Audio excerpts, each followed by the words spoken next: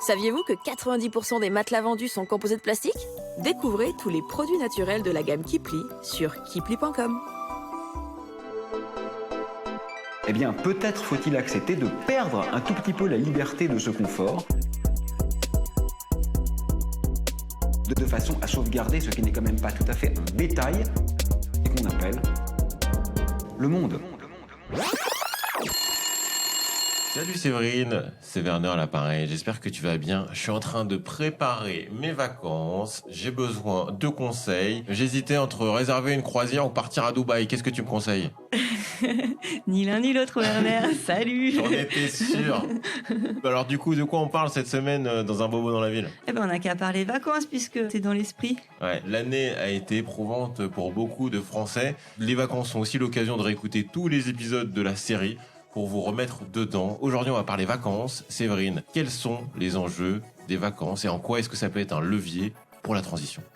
Les vacances font partie intégrante de notre économie et aussi de notre style de vie. Bien sûr, donc ça veut dire que quand on part en vacances, c'est pas nécessairement le moment de décrocher sur les efforts qu'on a fait depuis le début de la saison. On est d'accord, mais c'est pourtant souvent l'inverse qui se produit, puisque quand on est en vacances, on relâche un petit peu ses efforts, quels qu'ils soient en fait. On veut juste pas se prendre la tête et profiter de ses vacances, de ses congés et du programme qu'on a mis sur pied avant de partir. Pour y voir plus clair, Séverine, quels sont les chiffres que tu as ramenés dans ton sac à dos? Donc on avait noté en 2018 4 millions de visiteurs étrangers en France et c'était en progression déjà de 3% par rapport à 2017. Donc c'est 4 millions d'étrangers qui viennent chaque année visiter les incontournables du pays. Comme tu l'as justement rappelé, le contexte un peu particulier depuis la pandémie fait qu'on est obligé de repenser nos façons nécessairement de consommer, mais surtout de voyager. Tout à fait. Et en fait, parlons un peu des Français.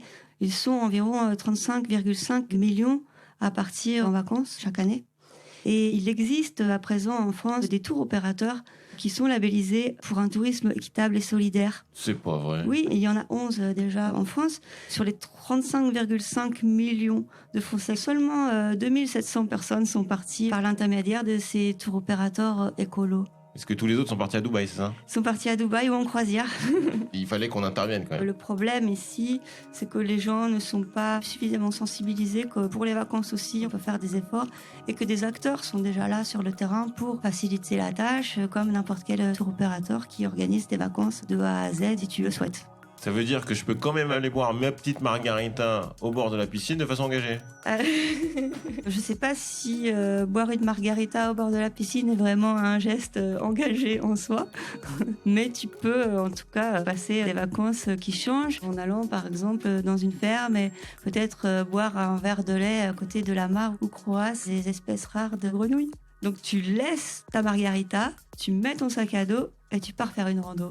Ah, ça m'intéresse. Là, on est dans les slow vacances. C'est bien ça? Voilà, réinventer les vacances. Donc, ça passe par la mobilité. Où est-ce que tu vas partir et comment tu vas partir?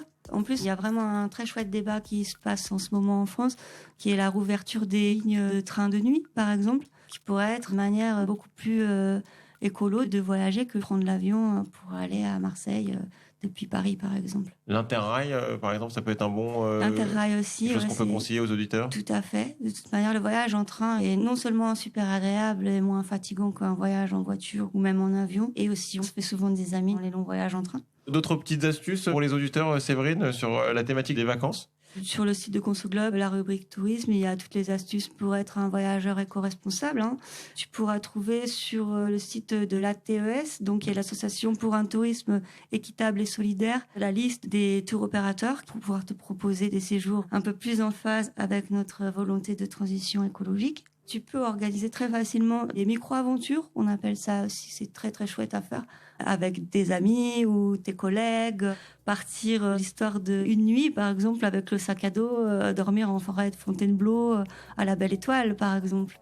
Et avec ça, les sangliers dont on a parlé dans l'épisode sur la biodiversité. C'est une micro-aventure en soi et ça te permet de te changer les idées et d'avoir un peu l'impression d'être en vacances sans aller très loin ni de dépenser forcément beaucoup. Ok Séverine, tu m'as convaincu. Je laisse tomber la croisière, je prends mon sac à dos et mes baskets et on va partir se faire une petite rando entre Baba et Bobo. Qu'est-ce que t'en penses? Génial, faisons ça. Pendant qu'on prépare nos vacances et notre sac à dos, on vous souhaite de bonnes vacances. On se retrouvera à la rentrée pour la suite de de votre série d'épisodes de podcast Un bobo dans la ville. Ce sera l'occasion de réécouter votre podcast de développement personnel préféré.